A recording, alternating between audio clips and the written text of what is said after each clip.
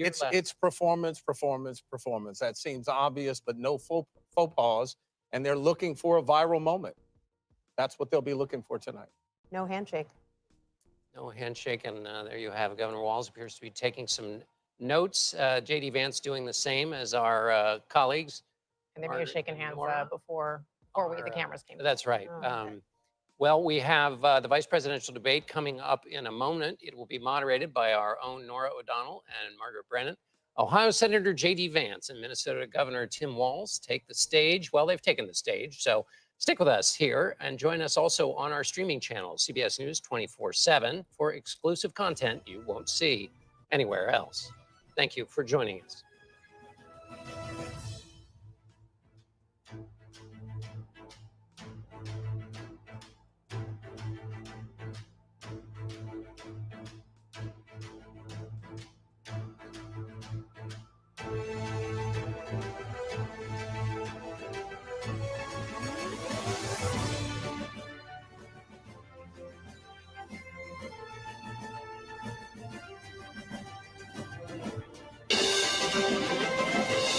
Tonight, with just over a month to go until Election Day, the first and only meeting between the two men who hope to become vice president of the United States, Democratic Governor Tim Walz of Minnesota and Republican Senator J.D. Vance of Ohio.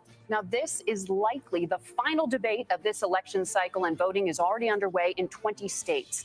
CBS News polling shows this remains a race either presidential candidate could win.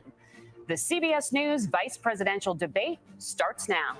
Fight for every single vote, and we're going to take this country back. And we are ready to continue to build the future together. We're going to turn this whole country red with President Donald J. Trump's leadership. You know what's at the end of this little journey? Kamala Harris as the next president of the United States. This is a CBS News special, live from CBS News headquarters in New York. America Decides, the vice presidential debate. Good evening, I'm Norah O'Donnell, and thank you for joining us for tonight's CBS News vice presidential debate. We want to welcome our viewers on CBS, on other networks here in the U.S. and around the world. We have a consequential night ahead, and our focus is the issues that matter to you, the voter. Let's introduce the candidates. Minnesota's Democratic Governor Tim Walz and Ohio's Republican Senator J.D. Vance, tonight meeting for the first time. I'm Margaret Brennan. In order to have a thoughtful and civil debate, these are the rules that both campaigns have agreed to. Questions will be directed at one candidate, who will have 2 minutes to respond. The other candidate will be allowed 2 minutes for rebuttal. Then each candidate will get another minute to make further points, with an additional 1 minute each at the discretion of the moderator.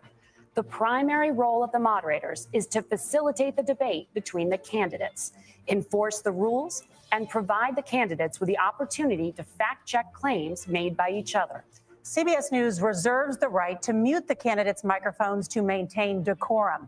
We have not shared the questions or topics with the campaigns. The stage is set. Governor, Senator, thank you for joining us. Let's get started. Tonight, our country is facing several unfolding crises. The Middle East is on the brink of war. Americans are suffering from the catastrophic impact of Hurricane Helene. And now a labor strike as 25,000 dock workers from Maine to Texas are picketing. We're going to begin tonight with the Middle East. Margaret. Thank you, Norah. Earlier today, Iran launched its largest attack yet on Israel, but that attack failed, thanks to joint U.S. and Israeli defensive action. President Biden has deployed more than 40,000 U.S. military personnel and assets to that region over the past year to try to prevent a regional war. Iran is weakened, but the U.S. still considers it the largest state sponsor of terrorism in the world, and it has drastically reduced the time it would take to develop a nuclear weapon. It is down now to 1 or 2 weeks' time.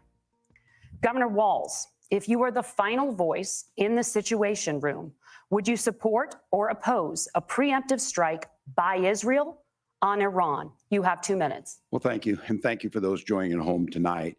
Let's keep in mind where this started. October 7th, Hamas terrorists massacred over 1,400 Israelis and took prisoners. Israel's ability to be able to defend itself is absolutely fundamental. Getting its hostages back, fundamental, and ending the humanitarian crisis in Gaza. But the expansion of Israel and its proxies is an absolute fundamental necessity for the United States to have the steady leadership there. You saw it experienced today, where along with our Israeli partners and our coalition, able to stop the incoming attack. But what's fundamental here is that steady leadership is going to matter. It's clear, and the world saw it on that debate stage a few weeks ago. A nearly 80-year-old Donald Trump talking about crowd sizes is not what we need in this moment. But it's not just that. It's those that were closest to Donald Trump that understand how dangerous he is when the world is this dangerous. His chief of staff, John Kelly, said that he was the most flawed human being he'd ever met. And both of his secretaries of defense and his national security advisors said he should be nowhere near the White House. Now, the person closest to them, Donald Trump, said he's unfit for the highest office. That was Senator Vance. What we've seen out of Vice President Harris is we've seen steady leadership. We've seen a calmness that is able to draw on the coalitions to bring them together, understanding that our allies matter. When our allies see Donald Trump turn towards Vladimir Putin, turn towards North Korea, when we start to see that type of fickleness around holding the coalitions together, we will stay committed. And as the vice president said today we will protect our forces and our allied forces, and there will be consequences. Governor, your time is up. Senator Vance, the same question. Would you support or oppose a preemptive strike by Israel on Iran? You have 2 minutes. So, Margaret, I want to answer the question. First of all, thanks, Governor. Thanks to CBS for hosting the debate. And thanks, most importantly, to the American people who are watching this evening and caring enough about this country to pay attention to this vice presidential debate. I want to answer the question, but I want to actually give an introduction to myself a little bit because I recognize a lot of Americans don't know who either one of us are. I was raised in a working class family. My mother required food assistance for periods of her life. My grandmother required Social Security help to raise me. And she raised me in part because my own mother struggled with addiction for a big chunk of my early life. I went to college on the GI Bill after I enlisted in the Marine Corps and served in Iraq. And so I stand here asking to be your vice president with extraordinary gratitude for this country, for the American dream that made it possible for me to live my dreams. And most importantly, I know that a lot of you are worried about the chaos in the world and the feeling that the American dream is unattainable. I want to try to convince you tonight over the next 90 minutes that if we get better leadership in the White House, if we get Donald Trump back in the White House, the American dream is going to be attainable once again.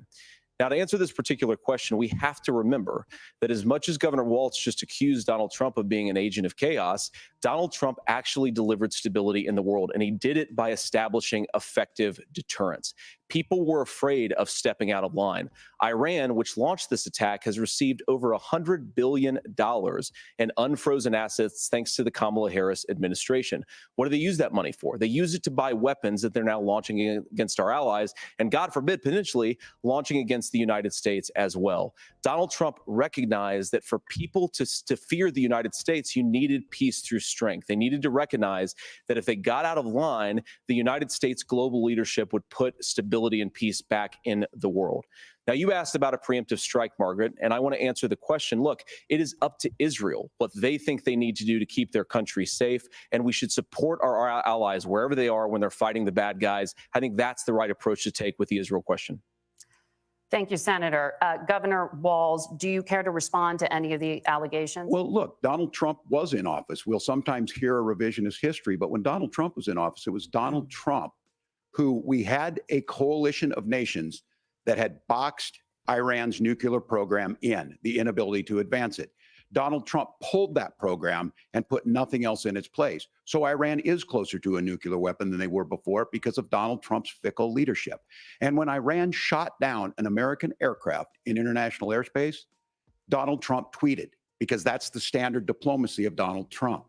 And when Iranian missiles did fall near U.S. troops and they received traumatic brain injuries, Donald Trump wrote it off as headaches. Look, our allies understand that Donald Trump is fickle. He will go to whoever has the most flattery or where it makes sense to him. Steady leadership like you witnessed today, like you witnessed in April. Both Iranian attacks were repelled. Our coalition is strong, and we need the steady leadership that Kamala Harris is providing. Senator Vance, the U.S. did have a diplomatic deal with Iran to temporarily pause parts of its nuclear program, and President Trump did exit that deal. He recently said, just 5 days ago, the U.S. must now make a diplomatic deal with Iran because the consequences are impossible. Did he make a mistake? You have 1 minute. Well, first of all, Margaret, diplomacy is not a dirty word, but I think that's something that Governor Walz just said is quite extraordinary. You yourself just said Iran is as close to a nuclear weapon today as they have ever been. And Governor Walz, you blame Donald Trump. Who has been the vice president for the last 3.5 years? And the answer is your running mate, not mine. Donald Trump consistently made the world more secure. Now, we talk about what the sequence of events that led us to where we are right now, and you can't ignore October the 7th, which I appreciate Governor Walz bringing up. But when did Iran and Hamas and their proxies attack Israel? It was during the administration of Kamala Harris. So Governor Walz can criticize Donald Trump's tweets, but effective, smart diplomacy and peace through strength is how you bring stability back to a very broken world. Donald Trump has already done it once before. Ask yourself at home, when was the last time, I'm 40 years old, when was the last time that an American president didn't have a major conflict break out? The only answer is during the 4 years that Donald Trump was president. Gentlemen, we have a lot to get to. Nora? Margaret, thank you. Let's turn now to Hurricane Helene. The storm could become one of the deadliest on record. More than 160 people are dead and hundreds more are missing. Scientists say climate change makes these hurricanes larger, stronger, and more deadly because of the historic rainfall. Senator Vance, according to CBS News polling, 7 in 10 Americans and more than 60% of Republicans under the age of 45 favor the U.S. taking steps to try and reduce climate change. Senator, what responsibility would the Trump administration have to try and reduce the impact of climate change? I'll give you 2 minutes. Sure. So first of all, let's start with the hurricane because it's an unbelievable, unspeakable human tragedy. I just saw today actually a photograph of 2 grandparents on a roof with a 6-year-old child, and it was the last photograph ever taken of them because the roof collapsed and those innocent people lost their lives. And I'm sure Governor Walz joins me in saying our hearts go out to those innocent people, our prayers go out to them, and we want as robust and aggressive as a federal response as we can get to save as many lives as possible, and then of course afterwards to help the people in those communities rebuild. I mean, these are communities that I love. Some of them I know very personally in Appalachia, all across the Southeast. They need their government to do their job. And I commit that when Donald Trump is president again, the government will put the citizens of this country first when they suffer from a disaster. And Nora, you asked about climate change. I think this is a very important issue. Look, a lot of people are justifiably worried about all these crazy weather patterns. I think it's important for us, first of all, to say, Donald Trump and I support clean air, clean water. We want the environment to be cleaner and safer. But one of the things that I've noticed some of our Democratic friends talking a lot about is a concern about carbon emissions, this idea that carbon emissions drives all of the climate change.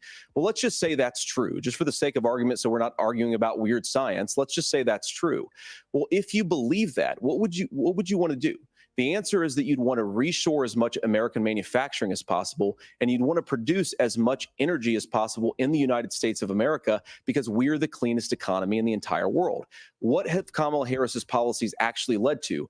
More energy production in China, more manufacturing overseas, more doing business in some of the dirtiest parts of the entire world. And when I say that, I mean the amount of carbon emissions they're doing per unit of economic output. So if we actually care about getting cleaner air and cleaner water, the best thing to do is to double down and invest in American workers and the American people. And unfortunately, Kamala Harris has done exactly the opposite. Governor Walz, you have 2 minutes to respond. Well, we got close to an agreement because all those things are happening. Look, first of all, it is a horrific tragedy with this hurricane. And my heart goes out to the folks that are down there in contact with the governors. I serve as co-chair of the Council of Governors as we work together on these emergency managements. Governors know no partisanship. They work together. So all of the governors and the emergency responders are on the ground. Those happen on the front end. the federal government comes in, makes sure they're there to that we recover. But we're still in that phase where we need to make sure that they're staying there, staying focused. Now, look, coming back to the climate change issue, there's no doubt this thing roared onto the scene faster and stronger than anything we've seen. Senator Vance has said that there's a climate problem in the past. Donald Trump called it a hoax and then joked that these things would make more beachfront property to be able to invest in. What we've seen out of the Harris administration now, the Biden-Harris administration, is we've seen this investment. We've seen massive investments, the biggest in global history that we've seen in the Inflation Reduction Act, has created jobs all across the country. 2,000 in Jeffersonville, Ohio, taking the EV technology that we invented and making it here. 200,000 jobs across the country. The largest solar manufacturing plant in North America sits in Minnesota. But my farmers know climate change is real. They've seen 500-year droughts, 500-year floods back to back. But what they're doing is adapting, and this has allowed them to tell me, look, I harvest corn, I harvest soybean, and I harvest wind. We are producing more natural gas and more oil at any time than we ever have. We're also producing more clean energy. So the solution for us is to continue to move forward, that climate change is real. Reducing our impact is absolutely critical, but this is not a false choice. You can do that at the same time you're creating the jobs that we're seeing all across the country. That's exactly what this administration has done. We are seeing us becoming an energy superpower for the future, not just the current. And that's what absolutely makes sense. And then we start thinking about how do we mitigate these disasters. Thank you. Senator, I want to give you an opportunity to respond there. The governor mentioned that President Trump has called climate change a hoax. Do you agree? Well, look, what the president has said is that if the Democrats, in particular Kamala Harris and her leadership, if they really believe that climate change is serious, what they would be doing is more manufacturing and more energy production in the United States of America, and that's not what they're doing. So clearly, Kamala Harris herself doesn't believe her own rhetoric on this. If she did, she would actually agree with Donald Trump's energy policies. Now, something Governor Walz said I think is important to touch upon, because when we talk about clean energy, I think that's a slogan that often the Democrats will use here. And I'm talking, of course, about the Democratic leadership. And the real issue is that if you're spending hundreds of millions or even billions of dollars of American taxpayer money on solar panels that are made in China, number one, you're going to make the economy dirtier. We should be making more of those solar panels here in the United States of America. Some of them are, Tim, but a lot of them are being made overseas in China, especially the components that go into those solar panels. So if you really want to make the environment cleaner, you've got to invest in more energy production. We haven't built a nuclear facility, I think, one in the past 40 years. Senator. Natural gas, we got to invest more in it. Kamala Harris has done the opposite. That's raised energy prices and also meant that we're doing Senator, worse by the climate. your time is up. Governor, would you like to respond? Well, look, we're producing more natural gas than we ever have. There's no moratorium on that. We're producing more oil, but the folks know, and like I said, again, these are not liberal folks. These are not folks that are Green New Deal folks. These are farmers that have been drought one year, massive flooding the next year. They understand that it makes sense. Look, our number one export cannot be topsoil from erosion from these massive storms. We saw it in Minnesota this summer. And thinking about how do we respond to that, we're thinking ahead on this. And what Kamala Harris has been able to do in Minnesota, we're starting to weatherproof some of these things. The infrastructure law that was passed allows us to think about mitigation in the future. How do we make sure that we're protecting by burying our power lines? How do we make sure that we're protecting lakefronts and things that we're seeing more and more of? But to call it a hoax and to take the oil company executives to Mar-a-Lago, say, give me money for my campaign and I'll let you do whatever you want. We can be smarter about that. And an all above energy policy is exactly what she's doing, creating those jobs right here. Governor, your time is up. The overwhelming consensus among scientists is that the Earth's climate is warming at an unprecedented rate. Margaret? Thank you, Nora. We're going to turn now to immigration. The crisis at the U.S.-Mexico border consistently ranks as one of the top issues for American voters. Senator Vance, your campaign is pledging to carry out the largest mass deportation plan in American history and to use the U.S. military to do so. Could you be more specific about exactly how this will work? For example, would you deport parents who have entered the U.S. illegally and separate them from any of their children who were born on U.S. soil? You have 2 minutes. So first of all, Margaret, before we talk about deportations, we have to stop the bleeding. We have a historic immigration crisis because Kamala Harris started and said that she wanted to undo all of Donald Trump's border policies. 94 executive orders suspending deportations, decriminalizing illegal aliens, massively increasing the asylum fraud that exists in our system. That has opened the floodgates. And what it's meant is that a lot of fentanyl is coming into our country. I had a mother who struggled with opioid addiction and has gotten clean. I don't want people who are struggling with addiction to be deprived of their second chance because Kamala Harris let in fentanyl into our communities at record levels. So you've got to stop the bleeding. You've got to re-implement Donald Trump's border policies, build the wall, re-implement deportations. And that gets me to your point, Margaret, about what do we actually do? So we've got 20, 25 million illegal aliens who are here in the country. What do we do with them? I think the first thing that we do is we start with the criminal migrants. About 1 million of those people have committed some form of crime in addition to crossing the border illegally. I think you start with deportations on those folks. And then I think you make it harder for illegal aliens to undercut the wages of American workers. A lot of people will go home if they can't work for less than minimum wage in our own country. And by the way, that'll be really good for our workers who just want to earn a fair wage for doing a good day's work. And the final point, Margaret, is you ask about family separation. Right now in this country, Margaret, we have 320,000 children that the Department of Homeland Security has effectively lost. Some of them have been sex trafficked. Some of them hopefully are at homes with their families. Some of them have been used as drug trafficking mules. The real family separation policy in this country is unfortunately Kamala Harris's wide open southern border. And I'd ask my fellow Americans to remember when she came into office, she said she was going to do this. Real leadership would be saying, you know what, I screwed up. We're going to go back to Donald Trump's border policies. I wish that she would do that. It would be good for all of us. Governor, do you care to respond to any of those specific allegations, including that the vice president is, quote, letting in fentanyl and using kids as drug mules, among other things regarding children? The drug mule is not true, but I will say about this, about the fentanyl, because this is a crisis of this, the opioid crisis. And the good news on this is the last 12 months saw the largest decrease in opioid deaths in our nation's history, 30% decrease in Ohio, but there's still more work to do.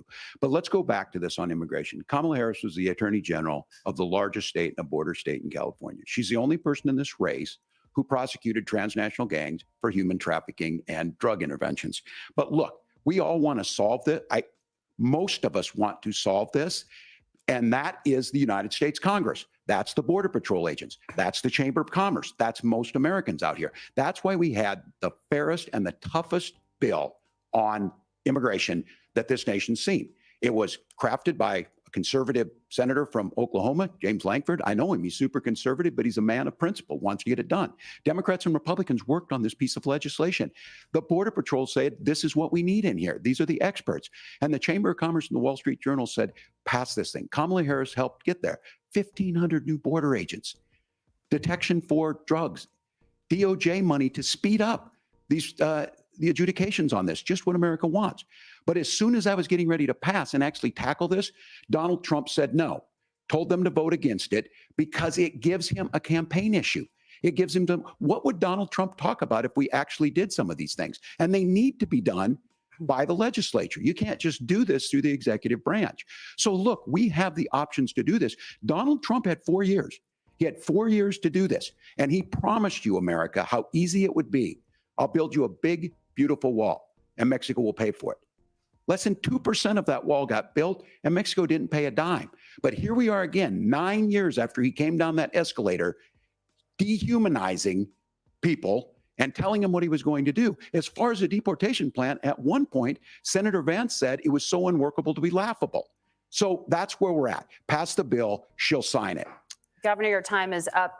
Senator, the question was, will you separate parents from their children, even if their kids are U.S. citizens? You have 1 minute. Margaret, my point is that we already have massive child separations thanks to Kamala Harris's open border. And I didn't accuse Kamala Harris of inviting drug mules. I said that she enabled the Mexican drug cartels to operate freely in this country. And we know that they use children as drug mules, and it is a disgrace, and it has to stop.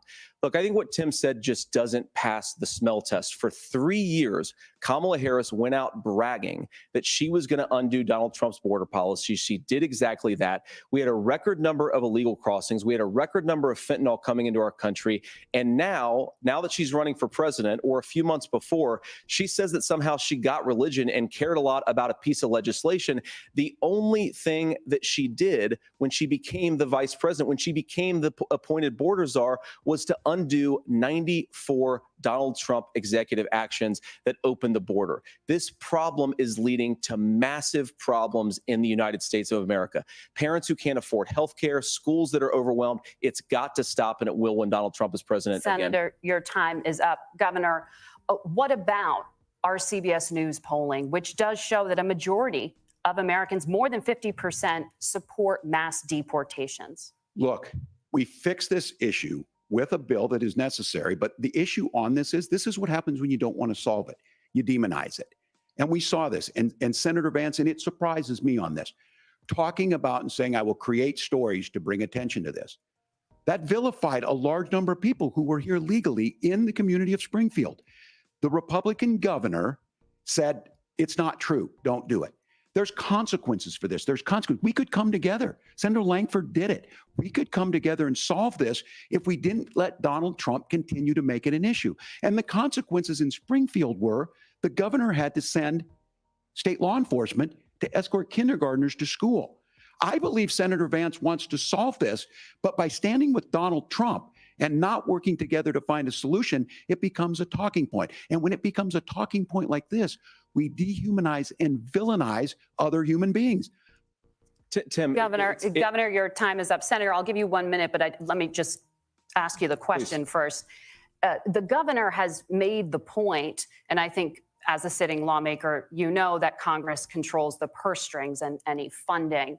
So you have said repeatedly that Donald Trump would, through executive action, solve this. Do you disagree that Congress controls the purse strings and would need to support many of the changes that you would actually want to implement? You have 1 minute. Look, Margaret, first of all, the gross majority of what we need to do at the southern border is just empowering law enforcement to do their job. I've been to the southern border more than our border czar, Kamala Harris, has been, and it's actually heartbreaking because the Border Patrol agents, they just want to be empowered to do their job. Of course, additional resources would help, but most of this is about the president and the vice president empowering our law enforcement to say, if you try to come across the border illegally, you've got to stay in Mexico, you've got to go back through proper channels. Now, Governor Walz brought up the community of Springfield, and he's very worried about the things that I've said in Springfield. Look, in Springfield, Ohio, and in communities all across this country, you've got schools that are overwhelmed. You've got hospitals that are overwhelmed. You have got housing that is totally unaffordable because we brought in millions of illegal immigrants to compete with Americans for scarce homes. The people that I'm most worried about in Springfield, Ohio, are the American citizens who have had their lives destroyed by Kamala Harris's open border. It is a disgrace, Tim. And I actually think, I agree with you. I think you want to solve this problem, but I don't think that Kamala Harris does. Senator, your time is up. Governor, you have 1 minute to respond. Yeah, well, it is law enforcement that asked for the bill. They helped craft it. They're the ones that supported it. That's because they know we need to do this. Look, this issue of continuing to bring this up, of not dealing with it, of blaming migrants for everything. On housing, we could talk a little bit about Wall Street speculators buying up housing and making them less affordable, but it becomes a blame. Look, this bill also gives the money necessary to adjudicate. I agree. It should not take 7 years for an asylum claim to be done. This bill gets it done in 90 days. Then you start to make a difference in this and you start to adhere to what we know, American principles. I don't talk about my faith a lot, but Matthew 25:40 talks about, to the least amongst us, you do unto me. I think that's true of most Americans. They simply want order to it.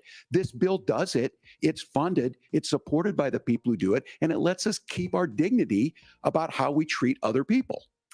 Thank you, Governor. And just to clarify for our viewers, Springfield, Ohio does have a large number of Haitian migrants who have legal status temporary protected Well, status. Margaret, Nora? but Thank you. Senator, we have of so much course. to get to. Margaret, Thank I you, think it's Nora. important We're gonna because turn now to the debate- economy. Thank Margaret, the rules were that The you guys weren't economy, going to we're- fact check. And since you're fact checking me, I think it's important to say what's actually going on.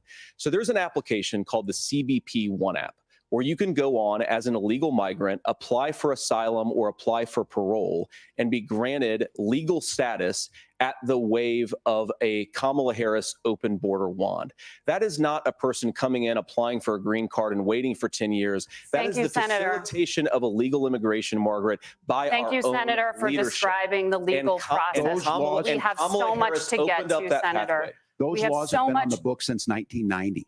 Thank you, gentlemen. The We CBP wanna have- One app has not been on the books since 1990. It's something that Kamala Harris created, Margaret. Gentlemen, the audience can't hear you because your mics are cut. We have so much we want to get to. Thank you for explaining the legal process. Nora? Thank you, Margaret. The economy is a top concern for voters. Each of your campaigns has released an economic plan, so let's talk about the specifics. Governor Walz, Vice President Harris unveiled a plan that includes billions in tax credits for manufacturing, housing, and a renewed child tax credit.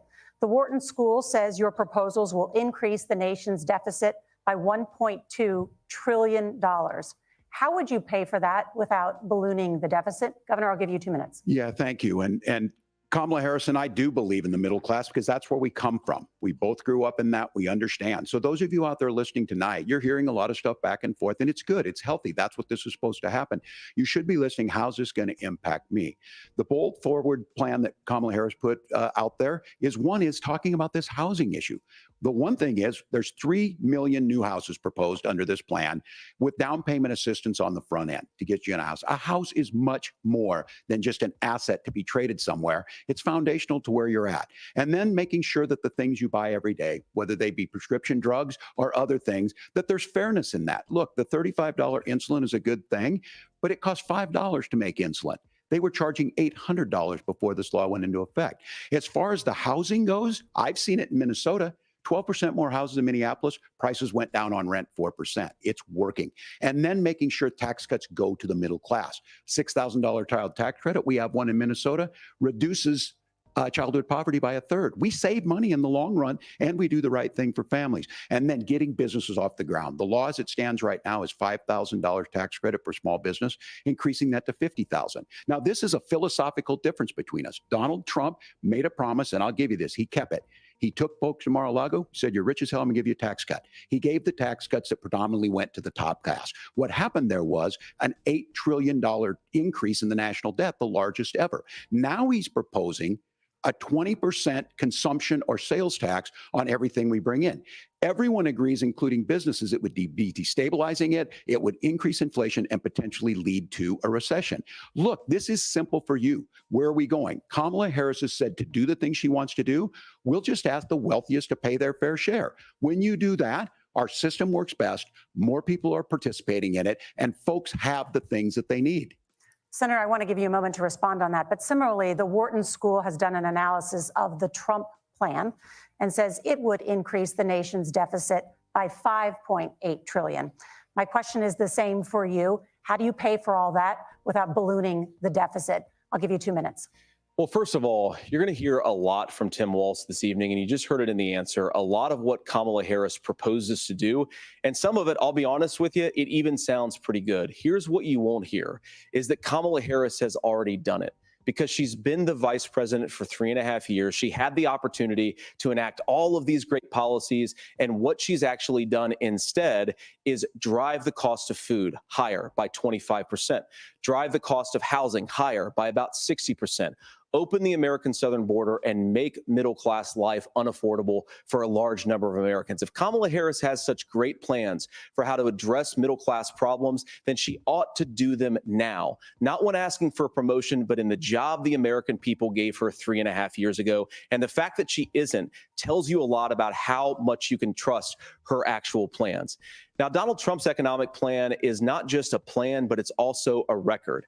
A lot of those same economists attack Donald Trump's plans, and they have PhDs, but they don't have common sense and they don't have wisdom, because Donald Trump's economic policies delivered the highest take-home pay in a generation in this country, 1.5% inflation, and to boot, peace and security all over the world. So when people say that Donald Trump's economic plan doesn't make sense, I say look at the record. He delivered rising take-home pay for American workers.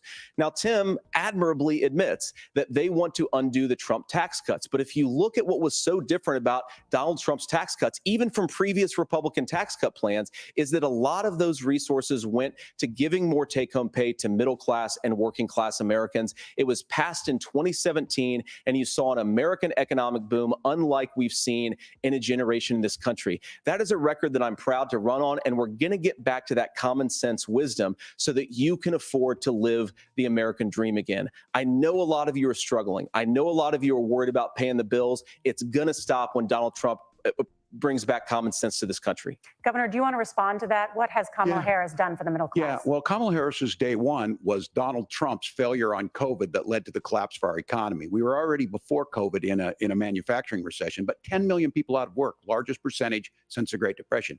9 million jobs closed on that. That was day one. Whether it was the Infrastructure Act or other things we moved. Now, you made a question about experts, said this. I've made a note of this.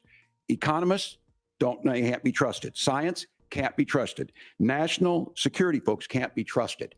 Look, if you're going to be president, you don't have all the answers. Donald Trump believes he does. My pro tip of the day is this. If you need heart surgery, listen to the people at the Mayo Clinic in Rochester, Minnesota, not Donald Trump. And the same thing goes with this. And I ask you out there, teachers, nurses, truck drivers, or whatever, how is it fair that you're paying your taxes every year and Donald Trump hasn't paid any federal tax in the last 15 years, and the last year as president? That's what's wrong with the system. There's a way around it, and he's bragged about that. We're just asking for fairness in it, and that's all you want. You have a minute.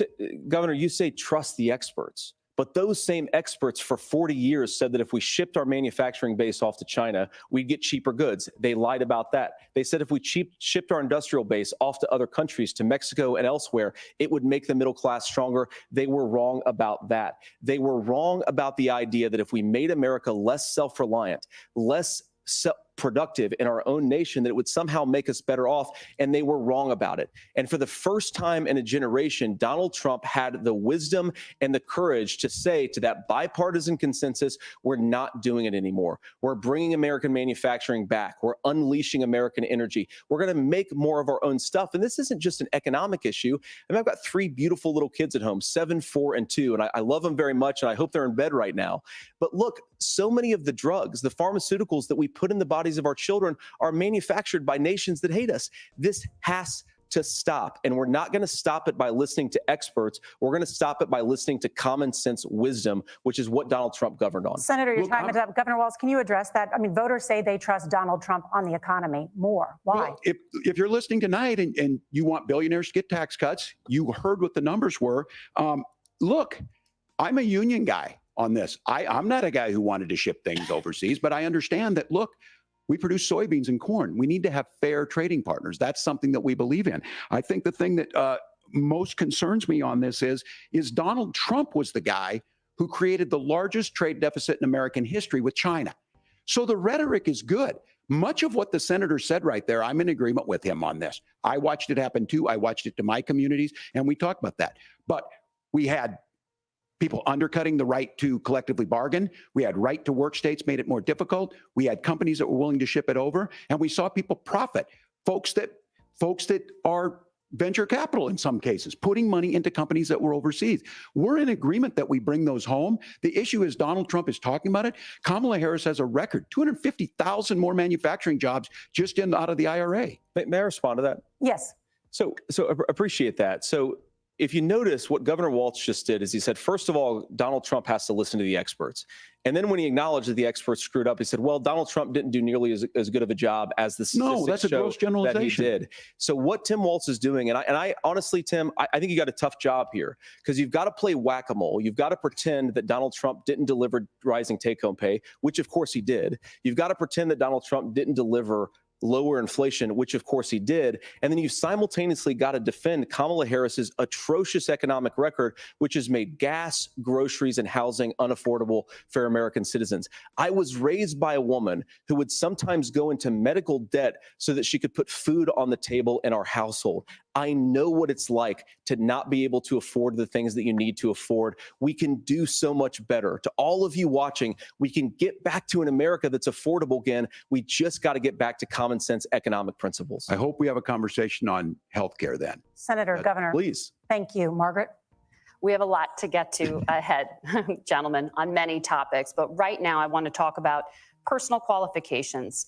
The vice president is often the last voice the president hears before making consequential decisions. We want to ask you about your leadership qualities.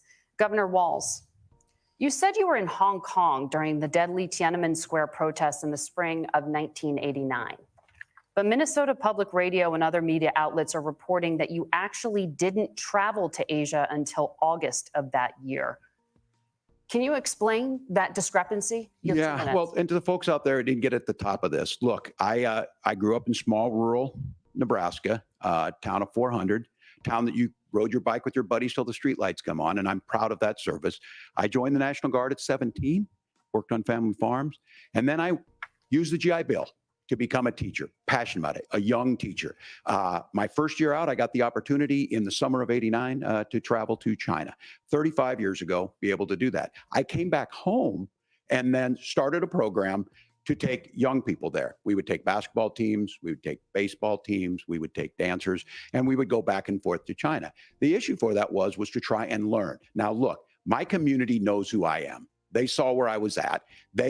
Look, I will be the first to tell you, I have poured my heart into my community. I've tried to do the best I can, but I've not been perfect. And I'm a knucklehead at times, but it's always been about that. Those same people elected me to Congress for 12 years.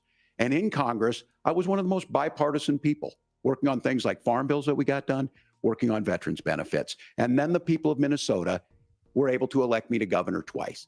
So look, my commitment has been from the beginning to make sure that I'm there for the people, to make sure that I get this right. I will say more than anything, many times I will talk a lot. I will get caught up in the rhetoric. But being there, the impact it made, the difference it made in my life, I learned a lot about China. I hear the critiques of this. I would make the case that Donald Trump should have come on one of those trips with us. I guarantee you he wouldn't be praising Xi Jinping about COVID.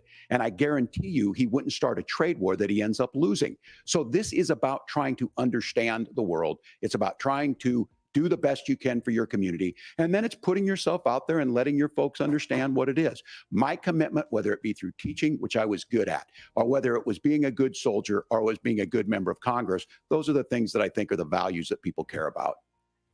Governor, just to follow up on that, the question was, can you explain the discrepancy? All I said on this was I got there that summer and misspoke on this. So I will just, that's what I've said. So I was in Hong Kong and China during the democracy protests went in. And from that, I learned a lot of what needed to be in governance. Thank you, Governor.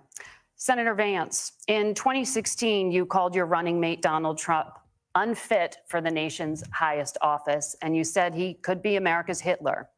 I know you've been asked many times, and you've said you regret those comments and explained you then voted for Donald Trump in 2020. But the Washington Post reported new messages last week in which you also disparaged Trump's economic record while he was president, writing to someone in 2020, quote, Trump thoroughly failed to deliver his economic populism. You're now his running mate, and you've shifted many of your policy stances to align with his. If you become vice president, why should Americans trust that you will give Donald Trump the advice he needs to hear and not just the advice he wants to hear? You have 2 minutes. Well, first of all, Margaret, because I've always been open. And sometimes, of course, I've disagreed with the president, but I've also been extremely open about the fact that I was wrong about Donald Trump. I was wrong, first of all, because I believed some of the media stories that turned out to be dishonest fabrications of his record.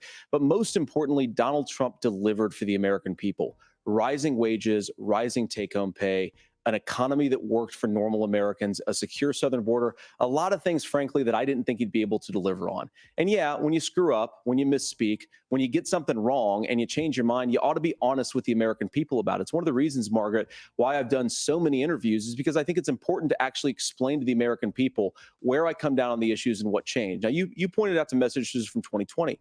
Margaret, I've been extremely consistent that I think there were a lot of things that we could have done better in the Trump administration the first round if Congress was doing its job. I strongly believe, and I've been a United States Senator, that Congress is not just a high-class debating society. It's not just a forum for senators and congressmen to whine about problems. It's a forum to govern. So there were a lot of things on the border, on tariffs, for example, where I think that we could have done so much more if the Republican Congress and the Democrats in Congress had been a little bit better about how they govern the country. They were so obsessed with impeaching Donald Trump, they couldn't actually govern. And I want to talk about this tariff issue in particular, Margaret, because Tim just accused this of being a national sales tax. Look, the one thing, and you're probably surprised to hear me praising Joe Biden, but the one thing that Joe Biden did is he continued some of the Trump tariffs that protected American manufacturing jobs. And it's the one issue, the most pro-worker part of the Biden administration, it's the one issue where Kamala Harris has run away from Joe Biden's record. Think about this. If you're trying to employ slave laborers in China at $3 a day, you're going to do that and undercut the wages of American workers unless our country stands up for itself and says you're not accessing our markets unless you're paying middle-class Americans a fair wage. Senator, your time is up. Nora? Thank you. Now to the issue of reproductive rights. Governor Walz, after Roe versus Wade was overturned, you signed a bill into law that made Minnesota one of the least restrictive states in the nation when it comes to abortion. Former President Trump said in the last debate that you believe abortion, quote, in the 9th month is absolutely fine. Yes or no? Is that what you support? I'll give you 2 minutes. That's not what the bill says, but look, this issue is what's on everyone's mind. Donald Trump put this all into motion. He brags about how great it was that he put the judges in and overturned Roe versus Wade, 52 years of personal autonomy. And then he tells us, oh, we send it to the states. It's a beautiful thing. Amanda Zaworski would disagree with you on it's a beautiful thing. A young bride in Texas waiting for their child at 18 weeks. She has a complication, a tear in the membrane. She needs to go in. The medical care at that point needs to be decided by the doctor. And that would have been an abortion. But in Texas, that would have put them in legal jeopardy. She went home, got sepsis, nearly dies, and now she may have difficulty having children. Or in Kentucky, Hadley Duvall, a 12-year-old child raped and impregnated by her stepfather. Those are horrific. Now, when God asked about that, Senator Vance said 2 wrongs don't make a right. There is no right in this. So in Minnesota, what we did was restore Roe versus Wade. We made sure that we put women in charge of their health care. But look, this is not where, if you don't know Amanda or a Hadley, you soon will. Their Project 2025 is going to have a registry of pregnancies. It's going to make it more difficult, if not impossible, to get contraception and limit access, if not eliminate access to infertility treatments. For so many of you out there listening, me included, infertility treatments are why I have a child. That's nobody else's business, but those things are being proposed. And the catch-all on this is, well, the states will decide what's right for Texas might not be right for Washington. That's not how this works. This is basic human right. We have seen maternal mortality skyrocket in Texas, outpacing many other countries in the world. This is about healthcare. In Minnesota, we are ranked first in healthcare for a reason.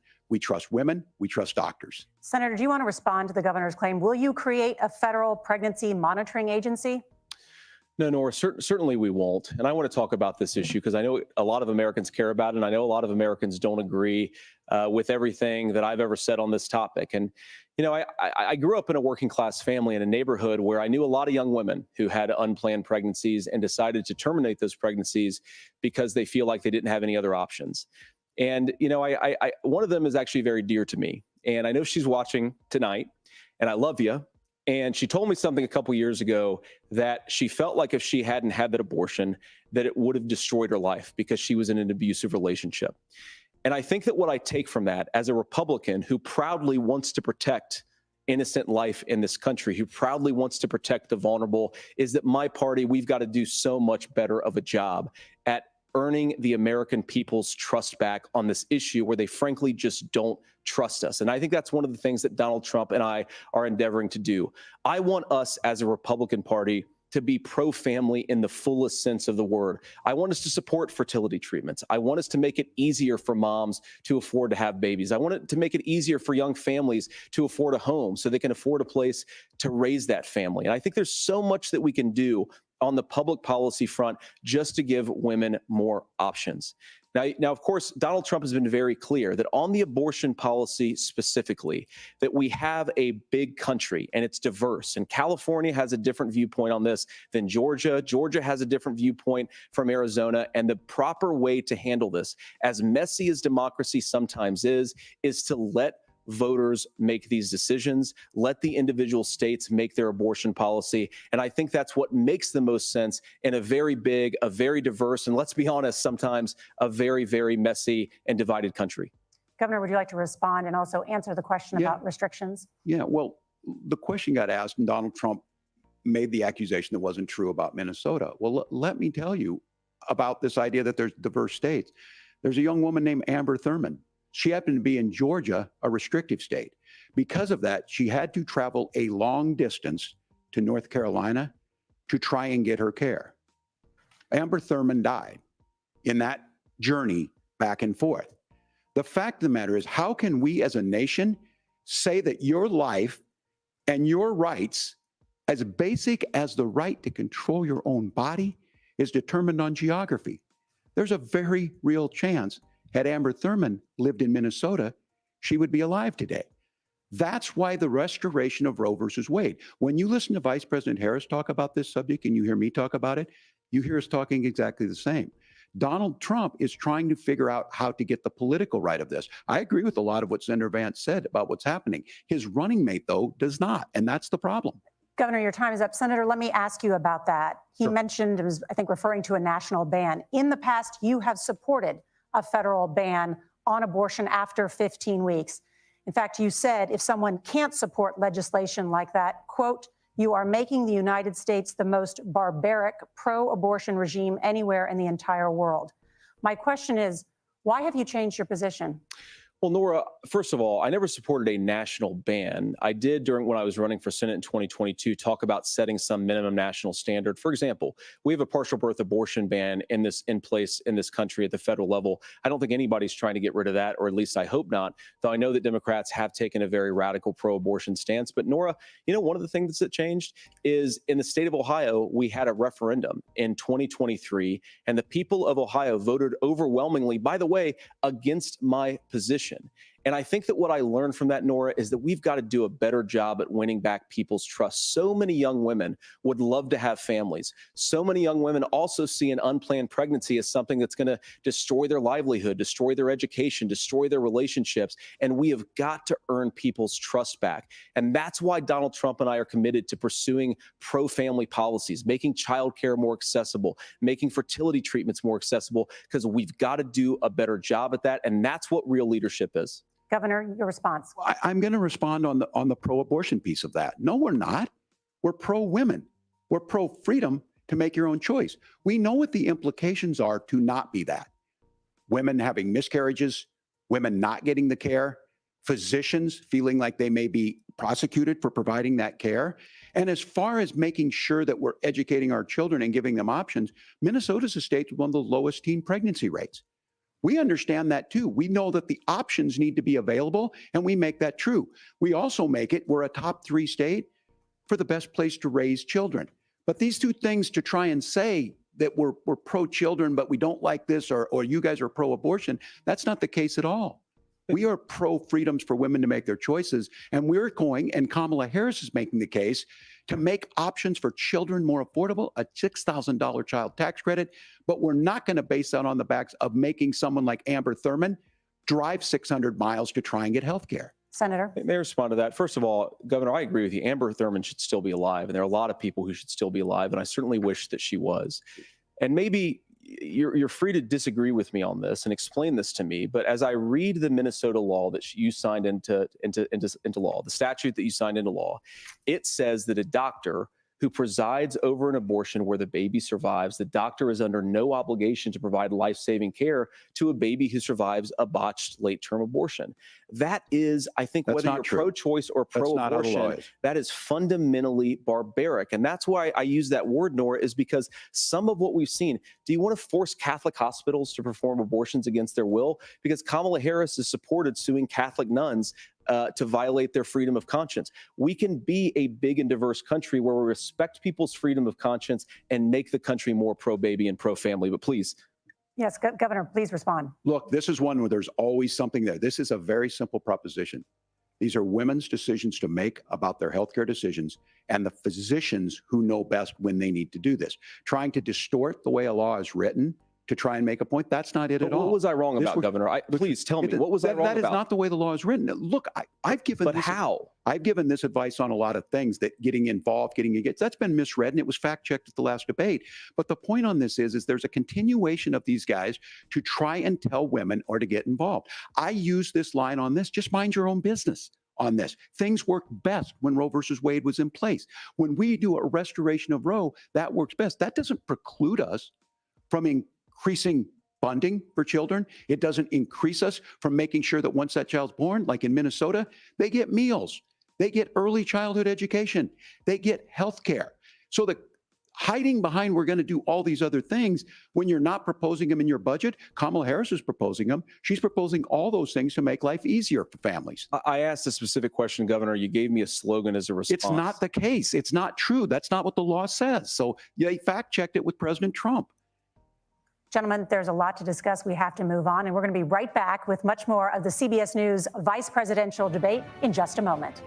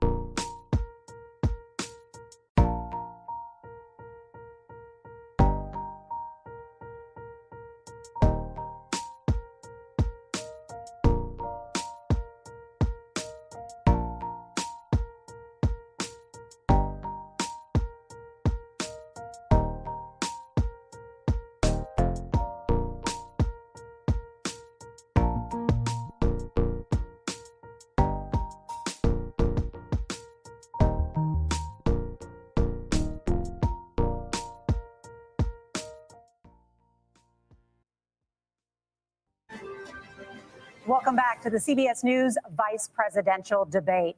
We want to turn now to America's gun violence epidemic. The leading cause of death for children and teens in America is by firearms. Senator Vance, you oppose most gun legislation that Democrats claim would curb gun violence. You oppose red flag gun laws and legislation to ban certain semi-automatic rifles, including AR-15s. So let me ask you, earlier this year, for the first time, the parents of a school shooter were convicted of involuntary manslaughter and sentenced to 10 years in prison. Do you think holding parents responsible could curb mass shootings? I'll give you 2 minutes. Yeah, well, Nora, on that particular case, I don't know the full details, but I certainly trust local law enforcement and local authorities to make those decisions. I think in some cases the answer is going to be yes, and in some cases the answer is going to be no. And the details really matter here, of course. For example, if a kid steals a gun, that's going to be different than if a parent hands over a gun knowing that their kid is potentially dangerous. But look, I want to just sort of speak as a father of 3 beautiful little kids, and our oldest is now in 2nd grade. And like a lot of parents, we send our kids to school with such hope and such joy and such pride at their little faces on the first day of school. And we know, unfortunately, that a lot of kids are going to experience this terrible epidemic of gun violence. And of course, our hearts go out to the families that are affected by this terrible stuff. And we do have to do better. And I think that Governor Walz and I actually probably agree that we need to do better on this. The question is just, how do we actually do it? Now, here's something that really bothers me and worries me about this epidemic of violence. The gross majority, close to 90% in some of the statistics I've seen, of the gun violence in this country is committed with illegally obtained firearms. And while we're on that topic, we know that thanks to Kamala Harris's open border, we've seen a massive influx in the number of illegal guns run by the Mexican drug cartel. So that number, the amount of illegal guns in our country is higher today than it was 3.5 years ago. But what do we do about the schools? What do we do to protect our kids? And I think the answer is, and I say this not loving the answer, because I don't want my kids to go to school in a school that feels unsafe or where there are visible signs of security. But I unfortunately think that we have to increase security in our schools. We have to make the doors lock better. We have to make the doors stronger.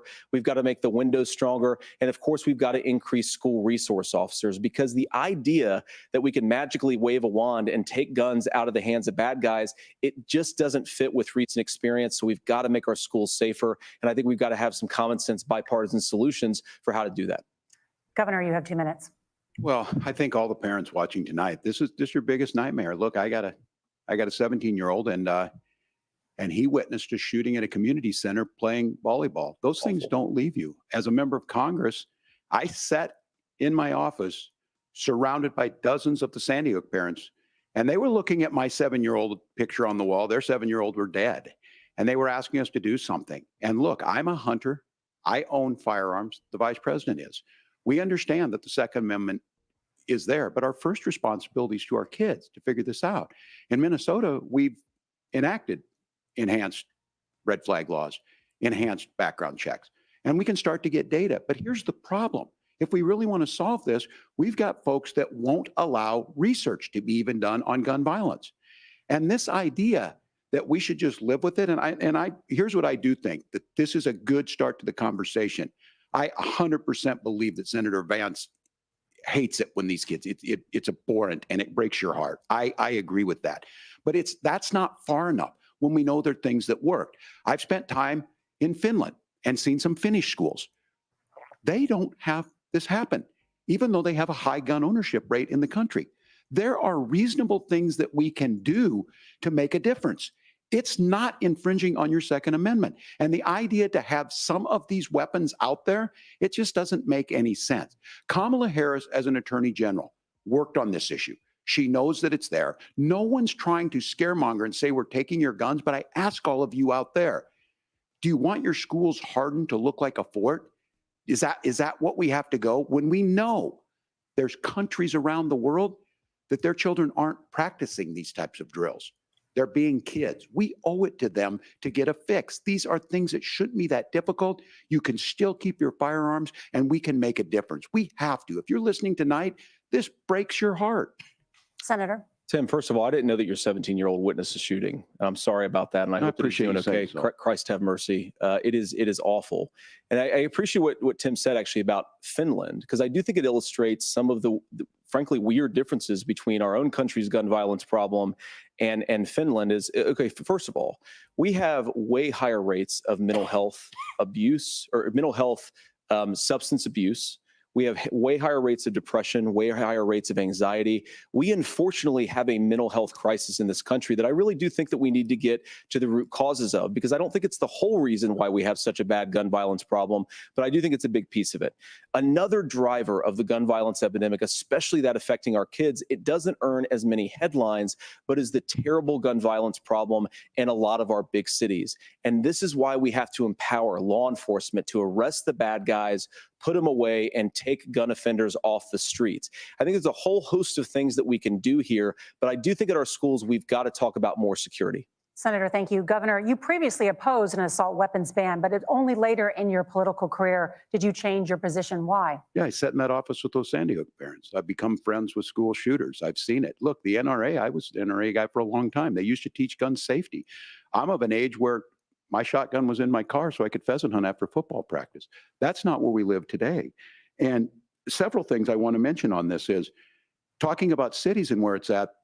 The number one where the most firearm deaths happen in Minnesota are rural suicides. And we have an epidemic of children getting guns and shooting themselves. And so we have, and we should look at all of the issues, making sure folks have health care and all that, but I want to be very careful. This idea of stigmatizing mental health, just because you have a mental health issue doesn't mean you're violent. And I think what we end up doing is we start looking for a scapegoat. Sometimes it just is the guns. It's just the guns. And there are things that you can do about it. But I do think that this is one, and I think this is a healthy conversation. I think there's a capacity to find solutions on this that work, protect Second Amendment, protect our children. That's our priority. Gentlemen, thank you. Margaret? Thank you, Nora. Let's turn now to the top contributor to inflation, the high cost of housing and rent. There's a shortage of more than 4 million homes in the United States, and that contributes to the high housing prices. Governor Walz, the Harris campaign promises a $25,000 down payment assistance for first-time home buyers and a $10,000 tax credit. They also promise to build 3 million new homes. Where are you building these homes, and won't handing out that kind of money just drive up prices higher? No, it's not handing out. We have, first, let me say this issue of housing, and I think those of you listening on this, the problem we've had is that we've got a lot of folks that see housing as another commodity. It can be bought up, it can be shifted, it can be moved around. Those are not folks living in those houses. Those of you listening tonight, that house is a big deal. I bought and owned one house in my life. My mom still lives in the house where I was. And when I think of a house, I'm thinking of Christmas services after midnight mass where you go with your family. We need to make it more affordable. And one of the things, as I said, this program that the vice president is pushing forward and bringing a new way of approaching this is something we're doing in Minnesota from that lead. We in the state invested in making sure our housing was the biggest investment that we'd ever made in housing. It starts to make it easier. We cut some of the red tape. Local folks, look, we can't do it at the federal level, but local folks make it easier to build those homes. And then that down payment assistance. I can tell all of you out there, one of the, certainly for me, using the GI Bill was one thing, but a veteran's home loan, the big thing about a veteran's home loan is you don't have to pay the down payment. Those are things that make it there. Now, look, you're going to pay it back and you're going to pay your mortgage. Those are things that we know in the long run, the appreciated value, the generational wealth that's created from it. And I will give Minneapolis an example. Minneapolis is the one city where we've seen the lowest inflation rates. We've seen a 12% increase in stock because we've put some of these things in, and we're implementing a state program to make sure we give some of that down payment assistance. We get it back from people because here's what we know. People with stable housing end up with stable jobs. People with stable housing have their kids able to get to school. All of those things in the long run end up saving our money. And that's the thing that I think we should be able to find some common ground in, but we can't blame immigrants for the only reason. That's not the case that's happening in many cities. The fact of the matter is that we don't have enough naturally affordable housing, but we can make sure that the government's there to help kickstart it, create that base. Governor, your time is up. Senator Vance, as far as your campaign's position, the promise is to seize federal lands to build homes, remove regulation, provide tax breaks, and cut back on immigration, which you say pushes up prices. Where are you going to build all the new homes you're promising? And what part of any of this plan will provide immediate relief? You have 2 minutes. Well, first of all, Tim just said something that I agree with. We don't want to blame immigrants for higher housing prices, but we do want to blame Kamala Harris for letting in millions of illegal aliens into this Pass the country, bill. which does drive up costs, Tim. 25 million illegal aliens competing with Americans for scarce homes is one of the most significant drivers of home prices in the country. It's why we have massive increases in home prices that have happened right alongside massive increases in illegal alien populations under Kamala Harris's leadership. Now, Tim just mentioned a bunch of ideas. Now, some of those ideas I actually think are halfway decent, and some of them I disagree with. But the most important thing here is Kamala Harris is not running as a newcomer to politics. She is the sitting vice president. If she wants to enact all of these policies to make housing more affordable, I invite her to use the office that the American people already gave her, not sit around and campaign and do nothing while Americans find the American dream of homeownership completely unaffordable. Now, you asked, Margaret, what would immediately change the equation for American citizens? If you lower energy prices, as Donald Trump says, drill, baby, drill, one of the biggest drivers of housing costs aside from illegal immigration is, think about it. If a truck driver is paying 40% more for diesel, then the lumber he's delivering to the job site to build the house is also going to become a lot more expensive. If we open up American energy, you will get immediate pricing relief for American citizens, not, by the way, just in housing, but in a whole host of other economic goods too. Senator Vance, you still have 23 seconds there. Do you want to answer? Can I have it? Where, yeah. Governor, we will get to you in a moment, but Senator, where are you going to seize the federal lands? Can you clarify? Well, what Donald Trump has said is we have a lot of federal lands that aren't being used for anything. They're not being used for national park. They're not being used, and they could be places where we build a lot of housing. And I do think that we should be opening up building in this country. We have a lot of land that could be used. We have a lot of Americans that need homes. We should be kicking out illegal immigrants who are competing for those homes, and we should be building more homes for the American citizens who deserve to be here. Senator, your time is up. Governor, I do want to let you respond to the allegation that the vice president is letting in. Well, of course, that's not migrants, true. And again, that you it's have the affecting facts. I housing guess we prices. agreed not to fact check. I'll check it. That, look, crossings are down compared to when Donald Trump left office. But it's, again, blaming and not trying to find the solution. I was going to ask, though, on this question, are we going to drill and build houses in the same federal land? And I think when people hear federal lands, these are really important pieces of land. Now, Minnesota doesn't have a lot of federal lands. I know in the western part of the countries we do. There's not a lot of federal lands in and around Minneapolis, for example. So the issue is I don't understand the federal lands issue unless we see this, and I worry about this as someone who cares deeply about our national parks and our federal lands. Look, Minnesota, we protect these things. We've got about 20% of the world's fresh water. These lands protect. They're there for a reason. They belong to all of us. But again, this is when you view housing and you view these things as commodities. Like, there's a chance to make money here. Let's take this federal land and let's sell it to people for that. I think there's better ways to do this. We've seen it in Minnesota. We're able to refurbish some of these houses. We're able to make some investments. That gets people in. And I'm still on the fact on this. Economists, Senator Vance, you said you don't like the economists. Which economists are saying that it is immigrants that's adding to the cost? Governor, Where's the your study? time is up. But Senator, on that point, I'd like for you to clarify. There are many contributing factors to high housing costs. What evidence do you have that migrants are part of this problem? Well, there's a Federal Reserve study that we're happy to share after the debate. We'll put it up on social media, actually, that really drills down on the connection between increased levels of migration, especially illegal immigration, and higher housing prices. Now, of course, Margaret, that's not the entire driver of higher housing prices. It's also the regulatory regime of Kamala Harris. Look, we are a country of builders. We're a country of doers. We're a country of explorers.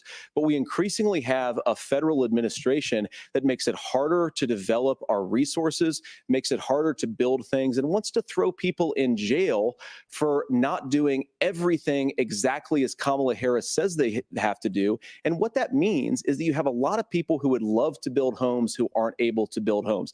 I actually agree with Tim Walz. We should get out of this idea of housing as a commodity. But the thing that has most turned housing into a commodity is giving it away to millions upon millions of people who have no legal right to be here. What are the federal regulations? I deal with this as a governor. You can very quickly reply. I'm sorry. I get this as a governor, and I don't necessarily disagree with that, that in some cases, many of those are local, many of them are state. I don't know which ones are federal, but I think whenever we talk regulations, people think they can get rid of them. I think you want to be able to get out of your house in a fire. I think you want to make sure that it's fireproof and those types of things. So which are the regulations? Because the vice president's not responsible for those. Congress writes those. Governor, thank you. Gentlemen, we have a lot to get to. You're passionate about the housing crisis, I can tell. But Nora? Thank you. One of the top problems facing Americans is the high cost of health care. Senator Vance, at the last presidential debate, former President Trump was asked about replacing the Affordable Care Act. In response, he said, "I have concepts of a plan." Since then, Senator, you've talked about changing how chronically ill Americans get health insurance. Can you explain how that would work? And can you guarantee that Americans with pre-existing conditions won't pay more? I'll give you 2 minutes. Well, of course, we're going to cover Americans with pre-existing conditions. In fact, a lot of my family members have gotten health care. I believe, members of my family actually got private health insurance, at least for the first time, switched off of Medicaid onto private insurance for the first time under Donald Trump's leadership. And I think that, a lot of people have criticized this concepts of a plan remark. It's very simple common sense. I think as Tim Walz knows from 12 years in Congress, you're not going to propose a 900-page bill standing on a debate stage. It would bore everybody to tears, and it wouldn't actually mean anything because part of this is the give and take of bipartisan negotiation. Now, when Donald Trump was actually president, and again, he has a record to be proud of, prescription drugs fell in 2018 for the first time in a very long time. Under Kamala Harris's leadership, prescription drugs are up about 7%. Under Donald Trump's entire 4 years, they were up about 1.5%. He introduced pricing transparency. Think about healthcare. You go into a hospital, you try to buy something, and nobody knows what it actually costs. That price transparency will actually give American consumers a little bit more choice and will also drive down costs. And we talked about, the reinsurance regulations is what I was talking about. Look, Donald Trump has said that if we allow states to experiment a little bit on how to cover both the chronically ill, but the non-chronically ill, it's not just a plan. He actually implemented some of these regulations when he was president of the United States. And I think you can make a really good argument that it salvaged Obamacare, which was doing disastrously until Donald Trump came along. And I think it's an important point about President Trump. Of course, you don't have to agree with everything that President Trump has ever said or ever done. But when Obamacare was crushing under the weight of its own regulatory burden and healthcare costs, Donald Trump could have destroyed the program. Instead, he worked in a bipartisan way to ensure that Americans had access to affordable care. It's not perfect, of course, and there's so much more that we can do, but I think that Donald Trump has earned the right to put in place some better healthcare policies. He's earned it because he did it successfully the first time. Governor? All right, here's where being an old guy gives you some history. I was there at the creation of the ACA. And the reason it was so important is I come from a major healthcare state, home of the Mayo Clinic, home to Medical Alley, 3M, Medtronic, all of those. We understand healthcare. It's why we're ranked first on affordability and accessibility and quality of healthcare. And so what I know is under Kamala Harris, more people are covered than they have before. And those of you listening, this is critical to you. Now, Donald Trump all of a sudden wants to go back and remember this. He ran on the first thing he was going to do on day one was to repeal Obamacare. On day one, he tried to sign an executive order to repeal the ACA. He signed on to a lawsuit to repeal the ACA, but lost at the Supreme Court. And he would have repealed the ACA had it not been for the courage of John McCain to save that bill. Now, fast forward, what that means to you is you lose your pre-existing conditions. If you're sitting at home and you got asthma, too bad. If you're a woman, probably not. Broke your foot during football, might kick you out. Your kids get kicked out when they're 26. Kamala Harris negotiated drug prices for the first time with Medicare. We have 10 drugs that will come online, the most common ones that'll be there. But look, this issue, and when Donald Trump said, I've got a concept of a plan, it cracked me up as a fourth grade teacher because my kids would have never given me that. But what Senator Vance just explained might be worse than a concept because what he explained is pre-Obamacare. And I'll make this as simple as possible because I have done this for a long time. What they're saying is, if you're healthy, why should you be paying more? So what they're going to do is let insurance companies pick who they insure, because guess what happens? You pay your premium, it's not much. They're figure they're not going to have to pay out to you. But those of you a little older, gray, got cancer, you're going to get kicked out of it. That's why the system didn't work. Kamala Harris will protect and enhance the ACA. Governor, thank you. Senator, you have not yet explained how you would protect people with pre-existing conditions or laid out that plan. Well, look, we currently have laws and regulations in place right now that protect people with pre-existing conditions. We want to keep those regulations in place, but we also want to make the health insurance marketplace function a little bit better. Now, what Governor Walz just said is actually not true. A lot of what happened, and the reason that Obamacare was crushing under its own weight, is that a lot of young and healthy people were leaving the exchanges. Donald Trump actually helped address that problem, and he did so in a way that preserved people's access to coverage who had pre-existing conditions. But again, something that these guys do is they make a lot of claims about if Donald Trump becomes president, all of these terrible consequences are going to ensue. But in reality, Donald Trump was president. Inflation was low. Take-home pay was higher, and he saved the very program from a Democratic administration that was collapsing and would have collapsed absent his leadership. He did his job, which is govern in a bipartisan way and get results, not just complain about problems, but actually solve them. Governor, did enrollment under the Affordable Care Act go up under the Trump administration? It's higher now that we've seen it go up. Look, people are using it. The system works. And the question about this of young people or whatever, that's the individual mandate piece of this. And Republicans fought tooth and nail saying, well, Americans should be free to do this. Well, then So what you happens think the is individual mandate's a good idea? you shrink. I think the idea of making sure the risk pool is broad enough to cover everyone, that's the only way insurance works. When it doesn't, it collapses. You are asking pre-ACA where we get people out. Look, people know that they need to be on health care. People expect it to be there. And when we are able to make it, and we are making it this way, when we incentivize people to be in the market, when we help people who might not be able to afford it get there, and we make sure then when you get sick and old, it's there for you. Because I heard people say, well, I don't want to buy into Medicare or whatever. Good luck buying health care once you get past 70. So look, the ACA works. We can continue to do better. Kamala Harris did that. The way she made everything better was negotiating those 10 drugs on Medicare for the first time in American history. Thank you. Margaret? Can I address that? I apologize. We're out of Go time. ahead, We have a Nora. number of subjects to discuss. Margaret? Let's talk about families in America. There is a childcare crisis Sure. in this country, and the United States is one of the very few developed countries in the world without a national paid leave program for new parents. Governor Walz, you said that if Democrats win both the White House and Congress, this is a day one priority for you. How long should employers be required to pay workers while they are home taking care of their newborns? You have 2 minutes. Yeah, well, that's negotiable, and that's what Congress worked. But here's what the deal is. Americans sitting out there right now, you may work for a big company. Look, we're home in Minnesota to some of the largest Fortune 500 companies. Kamala Harris knows that in California.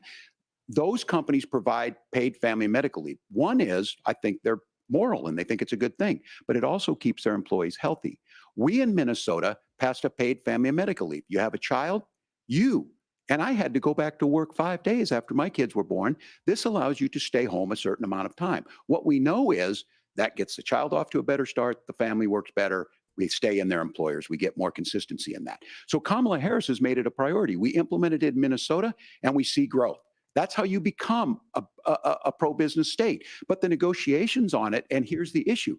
Those big companies are able to offer it. Those of you out there who don't have it, just imagine what happens if you get cancer or your child gets sick. We know what happens. You end up staying home. In some cases, that means no paycheck because you've got no protection on that. This is the case of an economy that Donald Trump has set for the wealthiest amongst us. He's willing to give those tax breaks to the wealthiest. He's willing to say, bust those unions up, do whatever. What we're saying is the economy works best when it works for all of us. And so a paid family medical leave program, and I will tell you, go to the families or go to the businesses and ask them. As far as childcare on this, you have to take it at both the supply and the demand side. You can't expect the most important people in our lives to take either our children or our parents to get paid the least amount of money. And we have to make it easier for folks to be able to get into that business and then to make sure that folks are able to pay for that. We were able to do it in Minnesota, and I'm still telling you this. We were listed as the best state. We're still in crisis on this. A federal program of paid family and medical leave and help with this will enhance our workforce, enhance our families, and make it easier to have the children that you want. Governor, your time is up. Senator, do you support a national paid leave program? And if so, for how long should employers be mandated to pay their employees while they are home taking care of their newborn? You have 2 minutes. Yeah, well, first of all, Margaret, a number of my Republican colleagues and some Democrats too have worked on this issue. And I think there is a bipartisan solution here because a lot of us care about this issue. I mean, look, I speak from this very personally because I'm married to a beautiful woman who is an incredible mother to our 3 beautiful kids, but is also a very, very brilliant corporate litigator. And I'm so proud of her. But being a working mom, even for somebody with all of the advantages of my wife, is extraordinarily difficult. And it's not just difficult from a policy perspective. She actually had access to paid family leave because she worked for a bigger company. But the cultural pressure on young families and especially young women, I think makes it really hard for people to choose the family model they want. A lot of young women would like to go back to work immediately. Some would like to spend a little time home with the kids. Some would like to spend longer at home with the kids. We should have a family care model that makes choice possible. And I think this is a very important substantive difference between Donald Trump and Kamala Harris's approach. I mean, look, if you look at the federal programs that we have that support paid family leave right now, the Community Development Block Grant, and there's another block grant program that spends a lot of money from the federal government. These programs only go to one kind of childcare model. Let's say you'd like your church maybe to help you out with childcare. Maybe you live in a rural area or an urban area and you'd like to get together with families in your neighborhood to provide childcare in the way that makes the most sense. You don't get access to any of these federal monies. We want to promote choice in how we deliver family care and how we promote childcare because, look, it is unacceptable. And, you know, of course, Tim and I have been on the campaign trail a lot the past 7 or 8 weeks. And one of the biggest complaints I hear from young families is people who feel like they don't have options, like they're choosing between going to work or taking care for their kids. That is an incredible burden to put on American families. We're the only country that does it. I think we could do a heck of a lot better. Senator, thank you. You have also said, Senator Vance, many things about the American family. The Federal Reserve says parents will spend nearly as much on childcare as they do on housing each month. So I want to get your thoughts on this. President Trump recently said, as much as childcare is talked about as being expensive, it's relatively speaking not very expensive compared to the kinds of numbers we'll be taking in. Is President Trump committed to the $5,000 per child tax credit that you have described? You have 1 minute.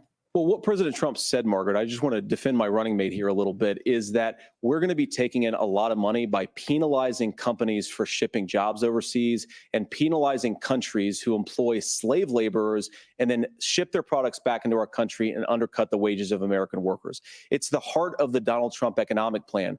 Cut taxes for American workers and American families, cut taxes for businesses that are hiring and building companies in the United States of America, but penalize companies and countries that are shipping jobs overseas. That's the heart of the economic proposal. And I think what President Trump is saying is that when we bring in this additional revenue with higher economic growth, we're going to be able to provide paid family leave, childcare options that are viable and workable for a lot of American families. Can you clarify how that will solve the childcare shortage? Well, because as Tim said, a lot of the childcare shortage is we just don't have enough resources going into the multiple people who could be providing family care options. And we're going to have to, unfortunately, look, we're going to have to spend more money. We're going to have to induce more people to want to provide childcare options for American families, because the reason it's so expensive right now is because you've got way too few people providing this very essential service. Thank you, Senator. Governor Walz, your ticket also has some child care tax credit proposals. Do you think Congress will agree to the $6,000 credit for newborns and $3,000 credit for children over the age of 6, as your campaign has promised? Is that realistic? Well, if these members of Congress are listening to anybody, I can tell you, and this is the biggest issue. Everybody listening tonight knows. I mean, I'm sure they were shocked to hear it's not that expensive. And let's be clear, whether it's $5,000 or $6,000, that pays you about 3 or 4 months. Let's be clear of where we're at on this. It's because we got out of an imbalance on this. We thought we were going to get by not paying people. I don't think Senator Vance and I are that far apart. I'm not opposed to what he's talking about on options. We've done scholarships types of things. I think we need to be open to making the case. But the issue here is, the question you asked is, you're not going to pay for it with these tariffs. That's just adding another $4,000 on the family and taking less. So not only do they not get the money to pay for that, they're $4,000 in the hole. That's Wharton School. That's his alma mater. And so I think the issue here is, if those members of Congress, I can't believe they're not. When I go to businesses, sure, they'll talk about taxes sometime, but they will lead with childcare and they will lead with housing, because we know the problem is, especially in a state like Minnesota, we need more workers because our economy is growing, but we need the workforce. Governor, thank you. We need to move on. Nora? Let's talk about the state of democracy, the top issue for Americans after the economy and inflation. After the 2020 election, President Trump's campaign and others filed 62 lawsuits contesting the results. Judges, including those appointed by President Trump and other Republican presidents, looked at the evidence and said there was no widespread fraud. The governors of every state in the nation, Republicans and Democrats, certified the 2020 election results and sent a legal slate of electors to Congress for January 6th. Senator Vance, you have said you would not have certified the last presidential election and would have asked the states to submit alternative electors. That has been called unconstitutional and illegal. Would you again seek to challenge this year's election results, even if every governor certifies the results? I'll give you 2 minutes. Well, Nora, first of all, I think that we're focused on the future. We need to figure out how to solve the inflation crisis caused by Kamala Harris's policies, make housing affordable, make groceries affordable, and that's what we're focused on. But I want to answer your question because you did ask it. Look, what President Trump has said is that there were problems in 2020, and my own belief is that we should fight about those issues, debate those issues peacefully in the public square, and that's all I've said, and that's all that Donald Trump has said. Remember, he said that on January the 6th, the protesters ought to protest peacefully. And on January the 20th, what happened? Joe Biden became the president. Donald Trump left the White House. And now, of course, unfortunately, we have all of the negative policies that have come from the Harris-Biden administration. I believe that we actually do have a threat to democracy in this country, but unfortunately, it's not the threat to democracy that Kamala Harris and Tim Walz want to talk about. It is the threat of censorship.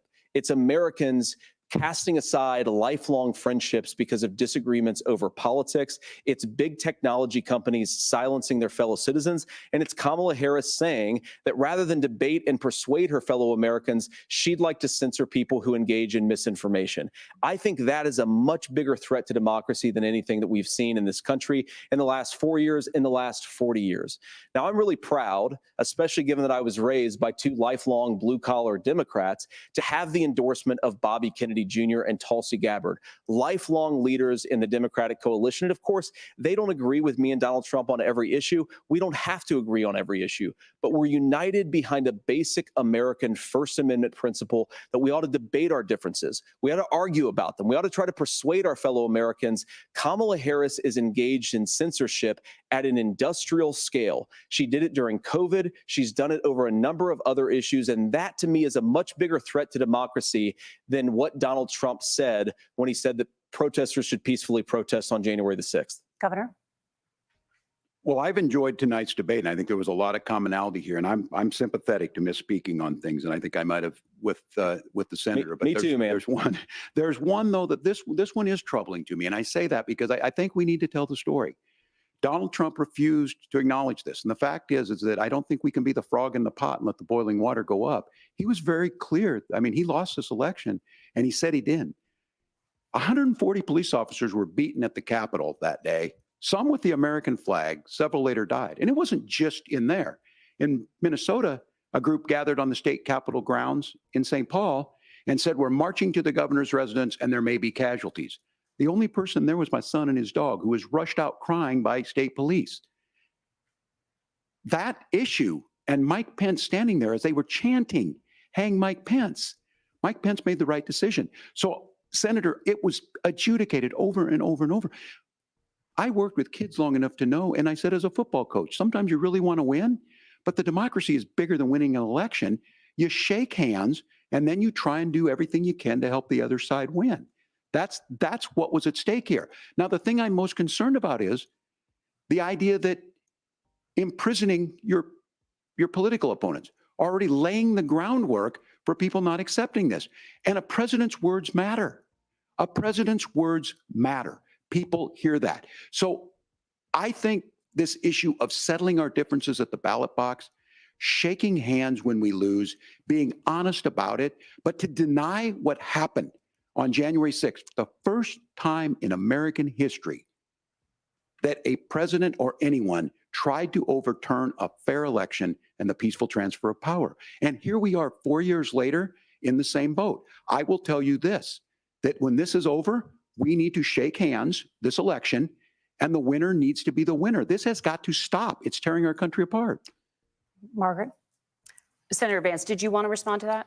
Yeah, well, look, Tim, first of all, it's really rich for Democratic leaders to say that Donald Trump is a unique threat to democracy when he peacefully gave over power on January the 20th, as we have done for 250 years in this country. We are going to shake hands after this debate and after this election. And of course, I hope that we win, and I think we're going to win. But if Tim Walz is the next vice president, he'll have my prayers, he'll have my best wishes, and he'll have my help whenever he wants it. But we have to remember that for years in this country, Democrats protested the results of elections. Hillary Clinton in 2016 said that Donald Trump had the election stolen by Vladimir Putin because the Russians bought like $500,000 worth of Facebook ads. This has been going on for a long time. And if we want to say that we need to respect the results of the election, I'm on board. But if we want to say, as Tim Walz is saying, that this is just a problem that Republicans have had, I don't buy that. Governor. January 6th was not Facebook ads. And I think a revisionist history on this. Look, I don't understand how we got to this point. But the issue was that happened. Donald Trump can do it. And all of us say there's no place for this. It has massive repercussions. This idea that there's censorship to stop people from threatening to kill someone, threatening to do something, that's not censorship. Censorship is book banning. We've seen that. We've seen that brought up. I just think for everyone tonight, and I'm going to thank Senator Vance. I think this is the conversation they want to hear. And I think there's a lot of agreement, but this is one that we are miles apart on. This was a threat to our democracy in a way that we had not seen. And it manifested itself because of Donald Trump's inability to say. He is still saying he didn't lose the election. I would just ask that. Did he lose the 2020 election?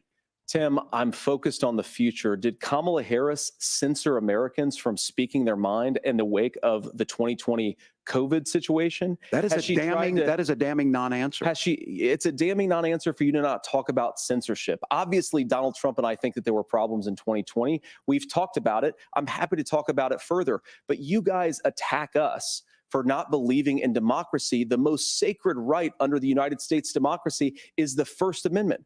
You yourself have said there's no First Amendment right to misinformation. Kamala Harris wants to use the power of government and big tech to silence people from speaking their minds. That is a threat to democracy that will long outlive this present political moment. I would like Democrats and Republicans to both reject censorship. Let's persuade one another. Let's argue about ideas, and then let's come together afterwards. You can't yell fire in a crowded theater.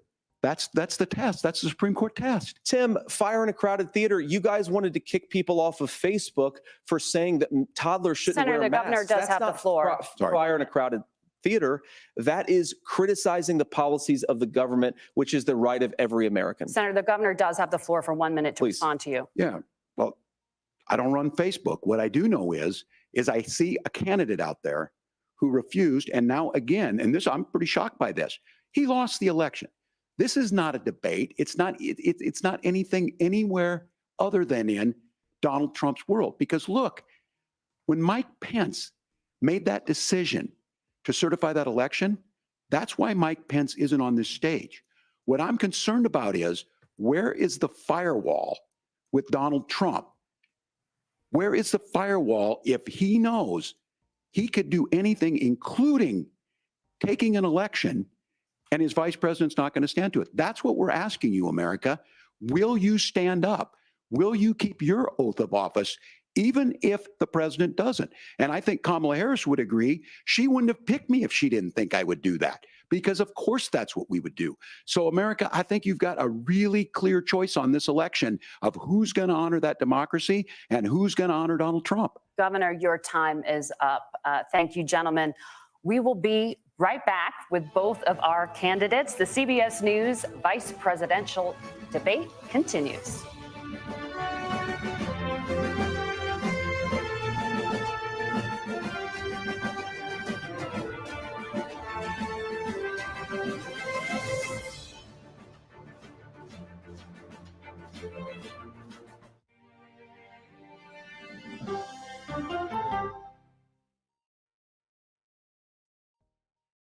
Wix gives you the power of AI to build the website you need.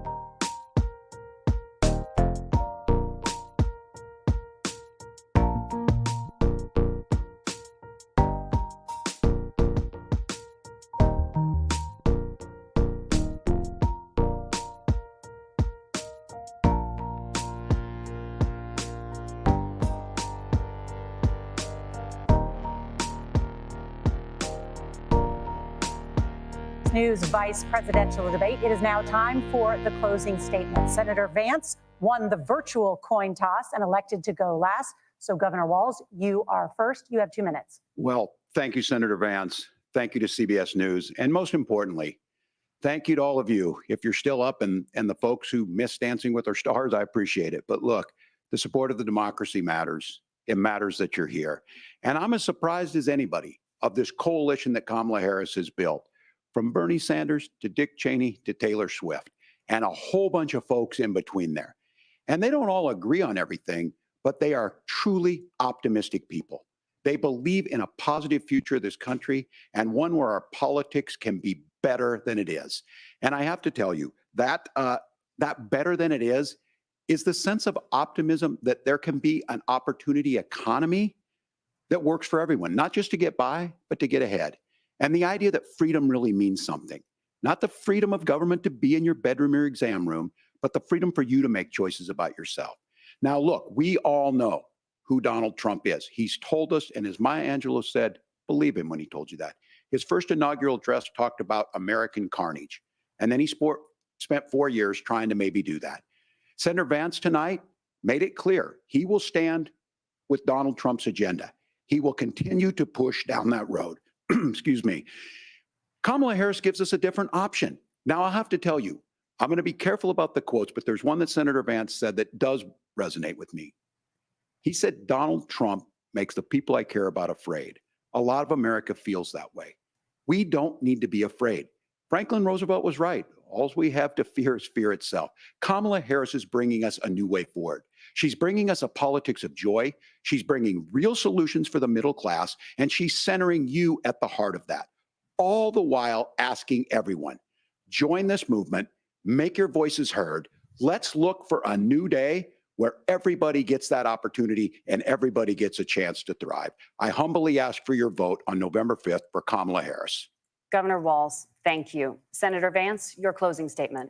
Well, I want to thank Governor Walz, you folks at CBS, and of course the American people for tuning in this evening. And one of the issues we didn't talk about was energy. And I remember when I was being raised by my grandmother, when she didn't have enough money to turn on the heat some nights because Ohio gets pretty cold at night and because money was often very tight. And I believe, as a person who wants to be your next vice president, that we are a rich and prosperous enough country where every American, whether they're rich or poor, ought to be able to turn on their heat in the middle of a cold winter night. That's gotten more difficult thanks to Kamala Harris's energy policies. I believe that whether you're rich or poor, you ought to be able to afford a nice meal for your family. That's gotten harder because of Kamala Harris's policies. I believe that whether you're rich or poor, you ought to be able to afford to buy a house. You ought to be able to live in safe neighborhoods. You ought to not have your communities flooded with fentanyl. And that too has gotten harder with Kamala because of Kamala Harris's policies. Now, I've been in politics long enough to do what Kamala Harris does when she stands before the American people and says that on day one, she's going to work on all these challenges I just listed. She's been the vice president for 3.5 years. Day one was 1,400 days ago, and her policies have made these problems worse. Now, I believe that we have the most beautiful country in the world. I meet people on the campaign trail who can't afford food, but have the grace and generosity to ask me how I'm doing and to tell me they're praying for my family. What that has taught me is that we have the greatest country, the most beautiful country, the most incredible people anywhere in the world. But they're not going to be able to achieve their full dreams with the broken leadership that we have in Washington. They're not going to be able to live their American dream if we do the same thing that we've been doing for the last 3.5 years. We need change. We need a new direction. We need a president who has already done this once before and did it well. Please vote for Donald Trump. And whether you vote for me or vote for Tim Walz, I just want to say I'm so proud to be doing this, and I'm rooting for you. God bless you, and good night. Senator Vance, thank you. And thank you both for participating in the only vice presidential debate of this election cycle. I'm Margaret Brennan. And I'm Norah O'Donnell. And a reminder, there are just 35 days until Election Day. Please get out and vote. And for all of us here at CBS News, thank you and good night.